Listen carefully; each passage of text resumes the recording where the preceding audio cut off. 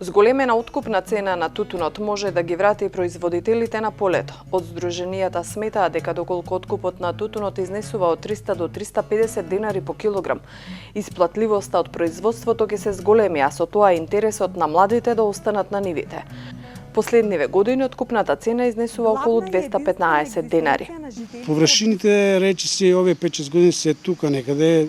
Имаме ова година 2000 од минатата година имаше 2700 евидентни листови, ова година имаме 2400. Тоа се причини што младите луѓе заминуваат, остануваат повозрасните, како што реков во една прилика, еден од помладите сум јас со 55 години тутунопроизводител.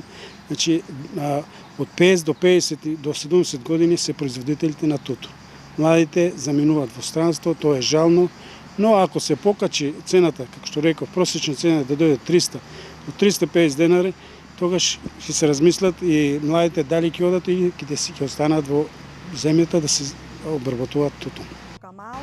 Од друга страна, Струмица и регионот нудат добри услови за развој на квалитетен тутун, додава Трајков.